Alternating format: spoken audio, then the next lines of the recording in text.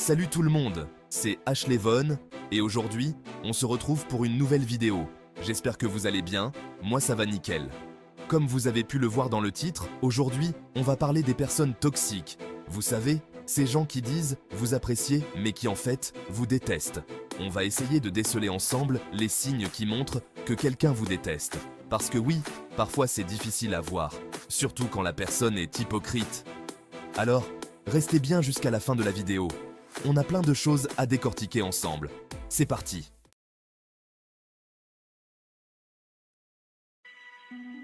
Le premier signe, et le plus sournois, c'est le comportement passif-agressif. Vous voyez ce que je veux dire? C'est ce pote qui va faire des petites blagues à votre égard, mais des blagues qui font mal, même si c'est subtil. Et le pire, c'est que si vous dites quelque chose, il va vous répondre « Mais non, c'est pour rire, t'es trop susceptible ». Sauf que voilà, quand c'est répété, quand c'est toujours dans le même sens, ça devient louche. On est d'accord? Ce n'est plus de l'humour, c'est de la méchanceté déguisée en blague. Et ça, c'est un signe d'hypocrisie. La personne ne vous apprécie pas vraiment, mais elle n'a pas le courage de vous le dire en face.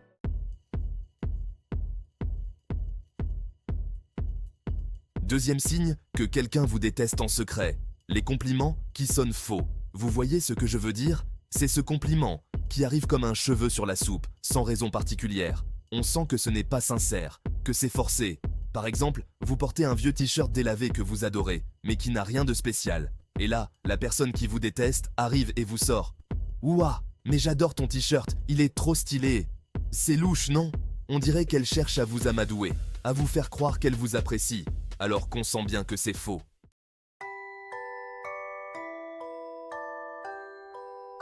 Bon, troisième signe que quelqu'un vous déteste, et pas qu'un peu, l'évitement. C'est un comportement tellement flagrant qu'il est impossible de le manquer. Imaginez-vous en train de marcher tranquillement dans la rue, et soudain, vous apercevez cette personne. Vous savez, celle qui semble toujours trouver une excuse pour ne pas vous parler. Vous savez, ce moment gênant où vous croisez la personne dans la rue. Et là, c'est le drame. Vous pouvez presque sentir la tension dans l'air. Ils essaient de ne pas croiser votre regard. Et vous vous demandez ce que vous avez bien pu faire pour mériter ça. Elle fixe son téléphone, devient soudainement fascinée par un pigeon, ou pire, fait semblant de ne pas vous voir. C'est comme si tout d'un coup, leur téléphone était devenu l'objet le plus intéressant du monde. Ou alors, ce pigeon, là-bas, est devenu une découverte scientifique majeure. On parle de ces gens qui changent de trottoir quand ils vous voient arriver, comme si vous étiez porteur d'une maladie contagieuse. Ils traversent la rue avec une telle urgence que vous pourriez penser qu'ils fuient un incendie, qui disparaissent plus vite que leur ombre dès que vous pointez le bout de votre nez. C'est presque comique, cette rapidité avec laquelle ils se volatilisent. Vous vous demandez s'ils ont des pouvoirs de téléportation. Genre, bip, bip, bip, danger, danger, présence indésirable détectée, activez le mode camouflage. Vous pouvez presque entendre l'alarme dans leur tête. Ils se cachent derrière des objets, se faufilent dans des ruelles, tout pour éviter une interaction. Franchement, des fois, je me demande s'ils ont un sixième sens, une sorte de radar intégré qui leur permet de détecter votre présence à des kilomètres à la ronde. C'est fascinant et un peu effrayant à la fois. Un radar intégré qui leur crie « Attention, la personne que tu ne peux pas blairer est dans un rayon de 10 mètres !» Vous pouvez presque les imaginer avec une sorte de dispositif futuriste qui leur donne des alertes en temps réel. Parce que sérieusement, leur capacité à vous éviter frise le surnaturel. C'est comme s'ils avaient suivi un entraînement spécial pour devenir des experts en esquive sociale. Ils se déplacent furtivement, se fondent dans la foule et disparaissent en un clin d'œil. Et le pire dans tout ça, c'est qu'ils jouent les innocents quand vous les confrontez. Vous les attrapez enfin, et ils vous regardent avec des yeux écarquillés, comme s'ils n'avaient aucune idée de ce dont vous parlez. « Oh non, je ne t'avais pas vu, j'étais dans ma bulle. » Ils vous disent ça avec un air si convaincant que vous pourriez presque les croire. Mais au fond, vous savez que ce n'est qu'une excuse. Ils étaient bien conscients de votre présence, et ils ont tout fait pour vous éviter. Et puis, il y a ces moments où ils prétendent être pressés. Ils regardent leur montre, vérifient leur téléphone, et soudain, ils ont un rendez-vous urgent. C'est toujours au moment où ils vous voient qu'ils se rappellent qu'ils ont quelque chose d'important à faire. Ils marchent rapidement, presque en courant, comme s'ils étaient en retard pour un vol. Vous les voyez s'éloigner, et vous ne pouvez pas vous empêcher de sourire devant tant d'efforts pour vous éviter. Et quand ils pensent qu'ils sont enfin hors de votre vue, vous pouvez presque voir le soulagement sur leur visage. Ils prennent une grande inspiration, se détendent, et parfois, ils sourient même, satisfaits de leur évasion réussie. Vous, de votre côté, vous vous demandez pourquoi tout ce cirque. Qu'avez-vous bien pu faire pour mériter un tel traitement? Vous repassez en boucle vos interactions passées, essayant de comprendre ce qui a pu mal tourner. Peut-être que c'était quelque chose que vous avez dit, ou peut-être que c'était juste une mauvaise journée pour eux. Quoi qu'il en soit, vous ne pouvez pas vous empêcher de vous sentir un peu blessé par leur comportement. Mais au final, vous réalisez que ce n'est pas votre problème. Vous ne pouvez pas contrôler comment les autres se comportent, mais vous pouvez contrôler votre réaction. Vous décidez de ne pas laisser leur évitement vous affecter. Vous continuez votre chemin, la tête haute, avec un sourire sur le visage. Vous savez que vous méritez mieux que d'être évité. Vous méritez des relations authentiques et sincères, avec des personnes qui apprécient vraiment votre présence. Et c'est là que vous réalisez que vous avez des amis qui vous aiment et vous apprécient pour qui vous êtes. Vous vous concentrez sur ces relations positives et vous laissez les autres à leur jeu d'évitement. La vie est trop courte pour se soucier de ceux qui ne veulent pas être dans votre vie. Vous choisissez de vivre pleinement, entouré de personnes qui vous apportent de la joie et du bonheur. Alors, la prochaine fois que quelqu'un vous évite, rappelez-vous que ce n'est pas à propos de vous, mais à propos d'eux. Continuez à avancer, avec confiance et positivité. La grande évasion, c'est leur perte, pas la vôtre.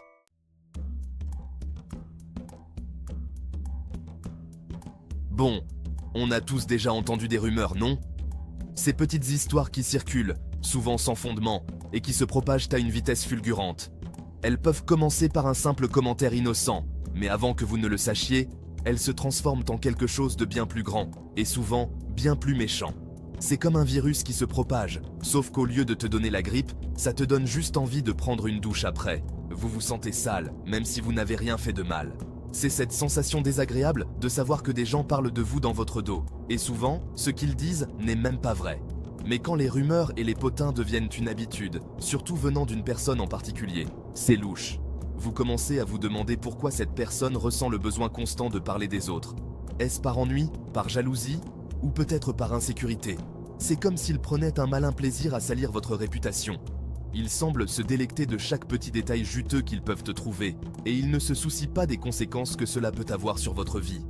Pour eux, c'est juste un divertissement, une façon de passer le temps. Et le pire, c'est qu'ils le font souvent en mode sournois, genre « Oh mon Dieu, je te raconte ça pour ton bien, mais ne dis pas que ça vient de moi ». Ils essaient de se donner bonne conscience en prétendant qu'ils agissent dans votre intérêt, mais en réalité, ils ne font que semer la discorde. Ouais, c'est ça, bien sûr. Comme si on allait croire que leurs intentions sont pures. La vérité, c'est qu'ils aiment le drame. Ils aiment voir les réactions des gens, voir comment leurs mots peuvent affecter les autres. C'est une forme de pouvoir pour eux. C'est comme voler un bonbon et dire « je l'ai trouvé par terre ». Ils essaient de se dédouaner de toute responsabilité, mais au fond, ils savent très bien ce qu'ils font. Ils savent qu'ils causent du tort, mais ils s'en moquent. On sait tous que tu caches quelque chose. Ces gens-là sont souvent très doués pour dissimuler leurs véritables intentions. Ils peuvent sembler charmants et amicaux en surface, mais en réalité, ils sont pleins de ressentiment et de malveillance. Le truc, c'est que les gens qui répandent des rumeurs sur vous ne sont pas vos amis. Un véritable ami ne parlerait jamais de vous dans votre dos de cette manière. Un véritable ami vous défendrait, même en votre absence. C'est facile de sourire en face de vous et de vous poignarder dans le dos dès que vous avez le dos tourné. Ces personnes sont des experts en duplicité. Elles savent comment manipuler les autres pour obtenir ce qu'elles veulent. Alors méfiez-vous des commères, car elles sont souvent motivées par la jalousie, l'insécurité et une bonne dose de méchanceté gratuite. Elles voient en vous quelque chose qu'elles n'ont pas, et cela les rend amers. Elles essaient de vous rabaisser pour se sentir mieux dans leur propre peau. Prenez un moment pour réfléchir à la source de ces rumeurs. Souvent, elles viennent de personnes qui se sentent menacées par vous. Peut-être que vous avez réussi là où elles ont échoué. Peut-être que vous avez quelque chose qu'elles désirent ardemment. Ne laissez pas ces rumeurs vous abattre. Utilisez-les comme une source de motivation. Montrez à ces personnes que vous êtes plus fort qu'elles ne le pensent. Continuez à avancer, à réussir et à prouver que vous êtes au-dessus de leur mesquinerie. Entourez-vous de personnes qui vous soutiennent vraiment. Des amis qui vous aiment pour ce que vous êtes et non pour ce qu'ils peuvent obtenir de vous. Ces personnes-là ne se laisseront jamais entraîner dans le jeu des rumeurs et des potins. Parfois, il est nécessaire de couper les ponts avec ceux qui vous nuisent. Ce n'est pas facile, mais c'est souvent la meilleure chose à faire pour votre propre bien-être. Vous méritez d'être entouré de positivité et de soutien, pas de toxicité. En fin de compte, la paix intérieure est ce qui compte le plus. Ne laissez pas les rumeurs et les commérages perturber votre tranquillité d'esprit. Restez fidèle à vous-même et sachez que la vérité finit toujours par éclater. Soyez fort, soyez résilient et ne laissez jamais les paroles des autres définir qui vous êtes. Vous êtes bien plus que ce que les rumeurs disent de vous. Vous êtes une personne de valeur et personne ne peut vous enlever cela. Alors, marchez la tête haute, éloignez-vous de la négativité et embrassez la positivité.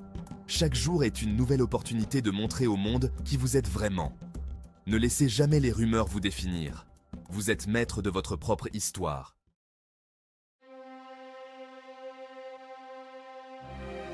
On a tous déjà vu ça, non? Ces moments où tout le monde semble heureux, où les sourires sont échangés comme des politesses. Mais parfois, il y a quelque chose qui cloche. Ce sourire qui ne touche pas les yeux, ce regard vide qui trahit une absence d'émotion réelle. C'est comme si la personne essayait de jouer un rôle, de masquer ses véritables sentiments. Celui qui est aussi faux qu'un billet de 3 €. Un sourire qui semble collé sur le visage, sans aucune sincérité derrière. C'est comme si la personne portait un masque pour cacher ses véritables sentiments. Un masque de gentillesse qui dissimule peut-être de la tristesse, de la colère ou même du mépris. Et souvent, derrière ce masque se cache un océan de mépris. Un mépris qui peut être dirigé vers soi-même ou vers les autres. C'est une façade, une barrière érigée pour se protéger ou pour manipuler. C'est fou comme un simple sourire peut être aussi révélateur. Un sourire sincère illumine le visage, fait briller les yeux et réchauffe le cœur de ceux qui le reçoivent. On peut sentir quand c'est sincère, quand ça vient du cœur. C'est un sourire qui parle sans mots, qui transmet de la joie, de l'affection et de la bienveillance. Quand ça vient du cœur, ça se voit. C'est un sourire qui touche, qui réconforte et qui crée des liens authentiques entre les gens. Mais quand c'est forcé, ça sonne faux, comme une note discordante dans une mélodie. Un sourire forcé est souvent accompagné d'une tension palpable, d'une gêne visible, comme une sonnerie de téléphone cassé, un bruit qui irrite et qui dérange. Un sourire forcé peut avoir le même effet, créant un malaise plutôt qu'une connexion.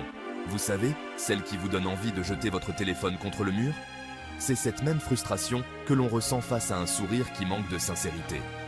Le truc avec les sourires forcés, c'est qu'ils sont souvent accompagnés d'autres signes. Des signes qui trahissent le véritable état d'esprit de la personne. Regardez bien, vous remarquerez peut-être un léger froncement de sourcils, un regard fuyant, des gestes nerveux. Autant de petits indices qui révèlent la vérité derrière le masque. Ou même un langage corporel fermé. Les bras croisés, le corps tourné légèrement de côté.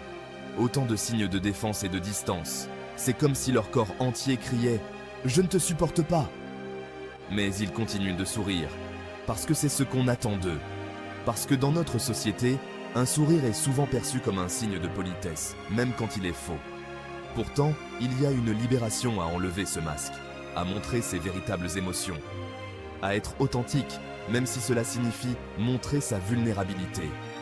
Car c'est dans l'authenticité que se trouvent les véritables connexions humaines. Les moments de rire partagé, de complicité, de compréhension mutuelle. Un sourire sincère peut réconforter, apaiser et même guérir. Il a le pouvoir de transformer une journée, de changer une vie. Alors la prochaine fois que vous souriez, demandez-vous, est-ce que ce sourire vient du cœur?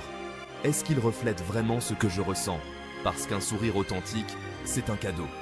Un cadeau que l'on fait aux autres, mais aussi à soi-même. Et c'est ce genre de sourire qui a le pouvoir de changer le monde. Un sourire à la fois.